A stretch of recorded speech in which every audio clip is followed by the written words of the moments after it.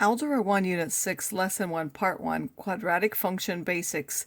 In this lesson, we want to look at a quadratic graph and then see how they're related to the three basic forms. So first of all, a quadratic function, the basic one is the function f of x is equal to x squared, and the basic shape is this U-shaped thing called a parabola. Remember that when we have f of x is equal to x squared, we're simply squaring each x value to find the y value. So minus 3 squared is 9, minus 2 squared is 4, minus 1 squared is 1, 0 squared is 0, 1 squared is 1, 2 squared is 4, and 3 squared is 9, which if we graph them, we get these points. The vertex is this minimum point of the graph. Every quadratic has one. For the basic one, it's just the point 0, 0.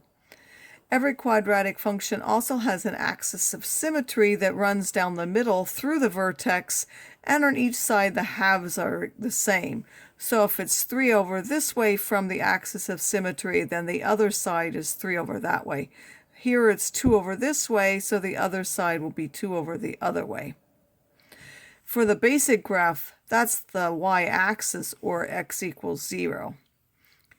Each quadratic could have an x-intercept where it touches the x-axis. For the basic function, this is the point, the origin 0, 0, or simply we could say x equals 0 is the 0 point. Y equals 0 will always be true for a 0. Quadratic functions will also have a y-intercept where they touch the y-axis. For the basic function, that's also 0 here because, again, it touches at the origin. A quadratic function can also have a stretch or shrink, but the basic function is considered not to have one because there's a 1 in front of that. In general, a general quadratic will have some vertex hk, and it could point either up or down. The axis of symmetry will go through that vertex, so it will go through wherever that minimum or maximum point is, and will be x equal to h.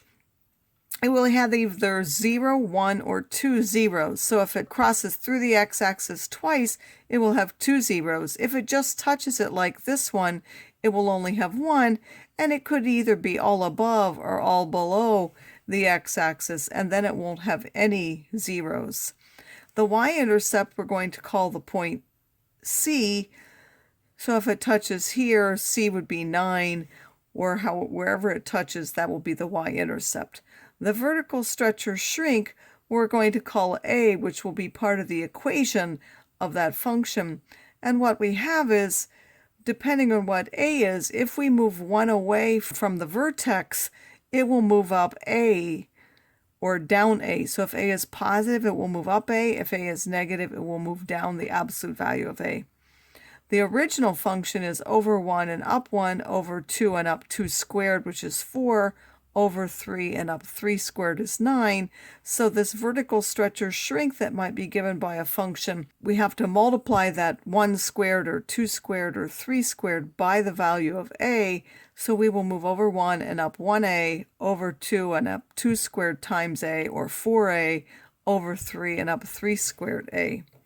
The three basic forms of a quadratic function are standard form, where we have y equals ax squared plus bx plus c, and that's the y-intercept is that number that's added at the end.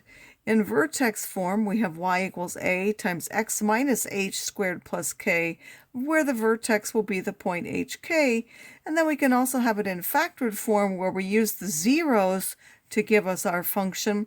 We take x minus the first 0 and x minus the second 0, and we multiply by our stretch or shrink factor out in front. For both of these, when we're subtracting, if we're subtracting 3, then the vertex is at x equals 3 along with the value of k. If we're adding 3, then it would be at minus 3. The same is true for the zeros. If we're subtracting 4, the 0 would be 4, but if we're adding 4, the 0 would be minus 4. So now we're going to look at graphs, and from the graphs we want to identify the basic features of the quadratic function, which are the vertex, the axis of symmetry, any zeros that it might have, the y-intercept, and the value of A. We may also be able to find other points that are on the graph and then write the equation in each of the three forms of the quadratic function. So when we see this graph, we can see that the low point, or the vertex, is at the point 1, 2, 3, minus 4, and then down here to minus 9. So the axis of symmetry goes through there. That's the dashed line, will be the vertical line, x equals minus 4.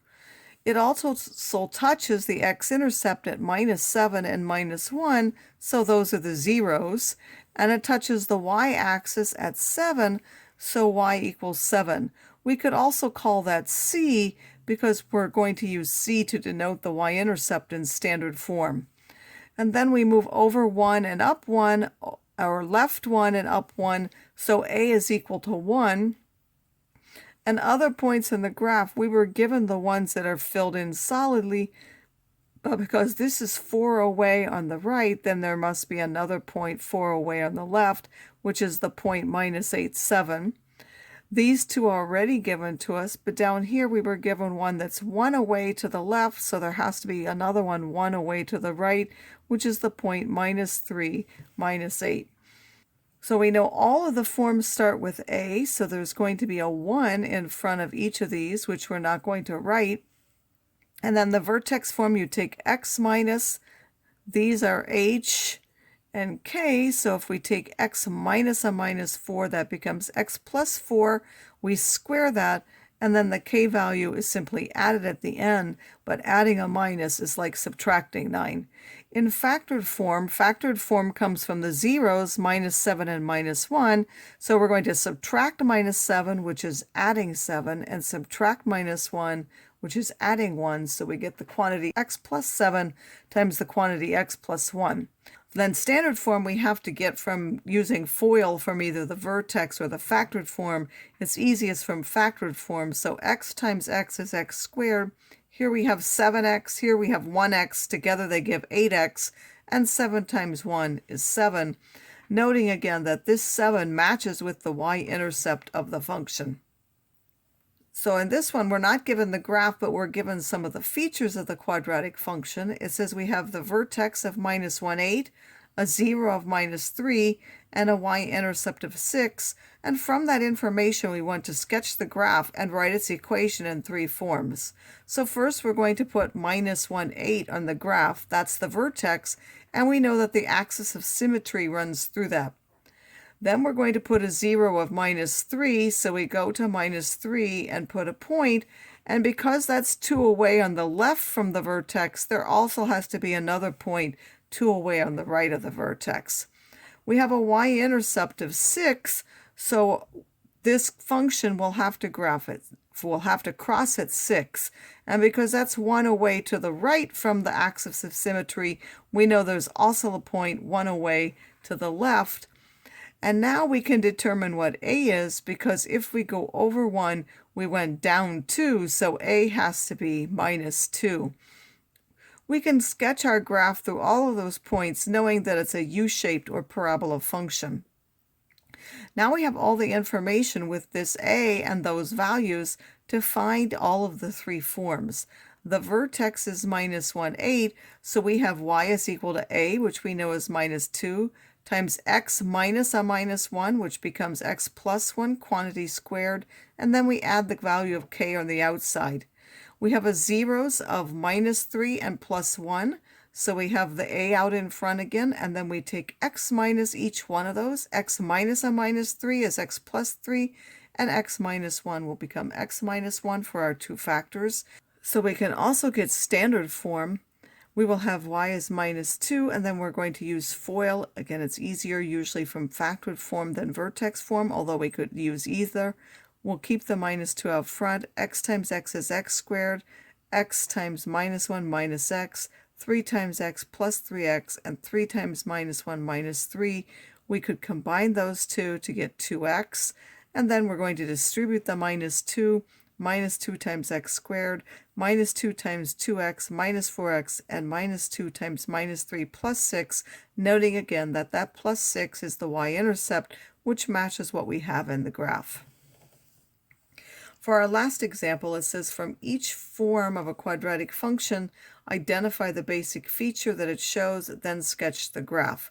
So if we have it in vertex form, 1/2 x minus 3 quantity squared minus 8, we know that the vertex is, the h value is the number you're subtracting, so that's 3, and then the k value is the number you're adding. Well, this is like adding a minus 8, so that's -8, so our vertex would be 3 minus 8.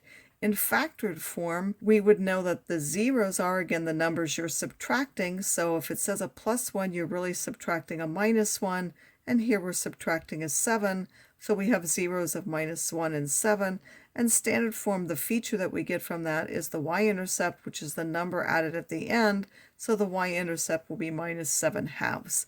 So now we can use those to graph our function. We have 3 minus 8, so we graph the vertex at 3 minus 8. We know that a is 1/2, so we know if we go over 1, we have to go up 1/2 on either side, both to the left and the right.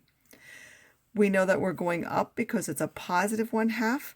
We also know that there's an axis of symmetry that runs through the vertex. The zeros were -1 and 7. And then we have the y-intercept is -7/2, so that's -3.5. If it's -3.5 down here, and that's 3 away, then if we go another 3 away on this side, it would also have to be -3.5 down that way, and we can sketch our function through there using those particular features.